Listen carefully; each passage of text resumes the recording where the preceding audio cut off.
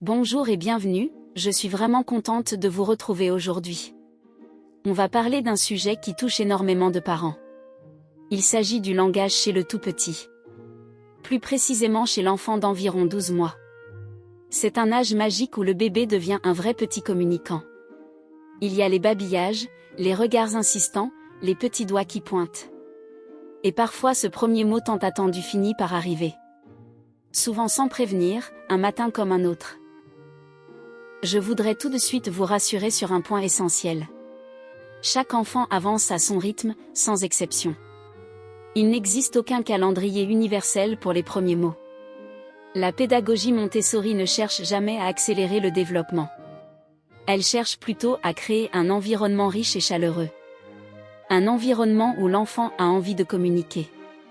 Où il a envie d'échanger, envie de nommer le monde. C'est cette envie profonde qui fait naître le langage. Bien plus qu'un entraînement forcé ou artificiel. Aujourd'hui je vous propose 10 activités inspirées de cette approche. Premièrement, l'activité la plus fondamentale de toutes, parler à votre bébé. Mais pas n'importe comment, et c'est important. Il s'agit de nommer précisément les objets, les actions, les sensations. Par exemple quand vous changez sa couche. Au lieu de rester silencieux, décrivez ce que vous faites. Dites que vous enlevez le body. Que l'eau est un peu fraîche sur sa peau. Que la serviette est douce contre son corps. Les montessoriens appellent cela la parole descriptive. Elle a un effet extraordinaire sur le développement de l'enfant.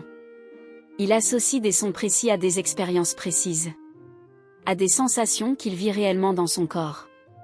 Petit à petit, ce vocabulaire s'imprime durablement en lui. Bien avant même qu'il sache le reproduire à voix haute. Deuxièmement, je vous propose les fameux paniers à trésors. Ce sont des paniers remplis d'objets du quotidien. De préférence des objets naturels, en bois, en métal. En tissu aussi, ou en osier tressé. Vous les laissez à disposition de votre enfant. Il peut les explorer librement avec ses mains. Avec sa bouche parfois, avec tous ses sens. Pendant qu'il manipule, asseyez-vous simplement à côté de lui. Sans intervenir, sans diriger son exploration. Nommez juste doucement ce qu'il touche à cet instant. Dites que c'est une cuillère en bois. Que c'est froid, que c'est une pomme de pin. Que ça pique légèrement sous ses petits doigts. Cette activité relie le geste, la sensation et le mot. 3 éléments qui s'ancrent bien plus profondément ensemble. Bien plus que si on présentait juste une image isolée. Quatrièmement, privilégier les objets réels plutôt que les jouets imitatifs. C'est un principe très cher à la pédagogie Montessori. On choisit autant que possible les vrais objets.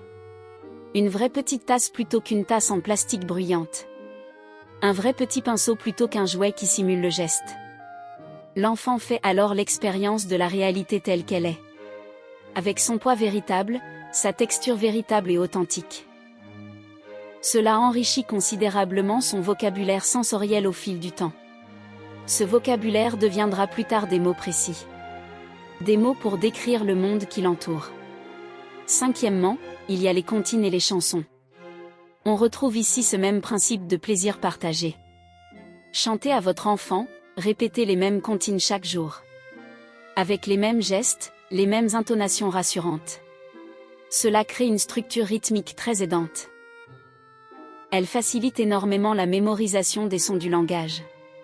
Vous remarquerez que les tout-petits esquissent souvent des gestes. Ils vocalisent parfois sur certaines comptines très tôt. Bien avant de prononcer leurs premiers vrais mots. La musique et le langage sont intimement liés dans le cerveau.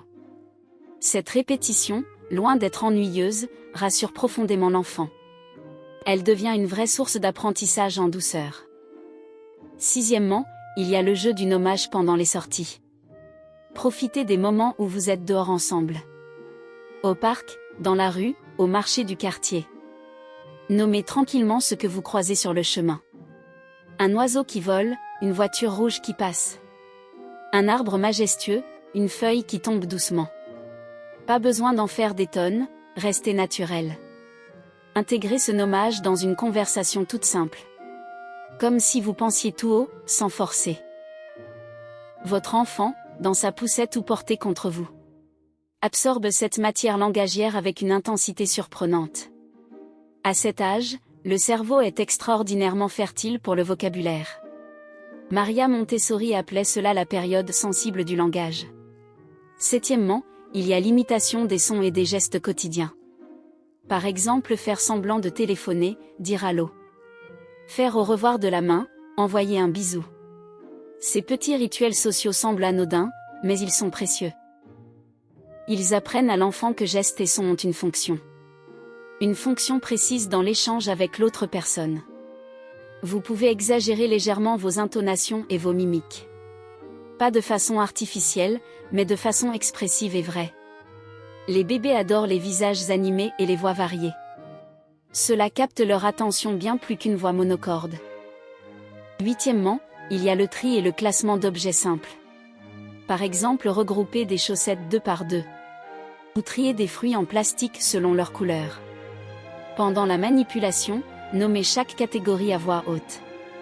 Dites que c'est rouge, que c'est vert, que c'est pareil. Que c'est différent aussi, tout simplement. Cette activité stimule la logique et la concentration de l'enfant. Elle enrichit aussi le vocabulaire de comparaison essentiel. Des mots comme pareil, différent, grand ou petit. Des mots qui structureront plus tard sa pensée entière. Neuvièmement, il y a tout simplement le silence et l'écoute. Cela peut sembler étrange dans une vidéo sur le langage. Mais c'est un point fondamental de l'approche Montessori. On a souvent tendance à combler chaque instant de bruit, de musique, de stimulation permanente et continue. Pourtant l'enfant a aussi besoin de moments calmes. Des moments pour intégrer tranquillement ce qu'il a entendu. Pour observer, pour laisser mûrir ce qu'il a absorbé. Offrir du silence, sans écran, sans bruit de fond constant. C'est offrir un espace mental où le langage se dépose. Sans être noyé sous un flot ininterrompu de stimulation. Et dixièmement, je garde celle-ci pour la fin, exprès. Elle rassemble en quelque sorte toutes les autres activités. C'est l'attention que vous portez à ces tentatives de communication. Quand il babille, quand il pointe du doigt un objet. Quand il émet un son en direction de quelque chose. L'idée est de toujours répondre, sans exception aucune. De valoriser cette tentative, même si le son diffère du mot. L'enfant apprend alors que communiquer produit un vrai effet. Que ses efforts sont entendus et pris au sérieux. Ce respect profond de l'enfant, dès la naissance. C'est peut-être le cœur même de la pédagogie Montessori. Bien au-delà des 10 activités concrètes décrites aujourd'hui. Vous n'êtes évidemment pas obligé de tout faire d'un coup.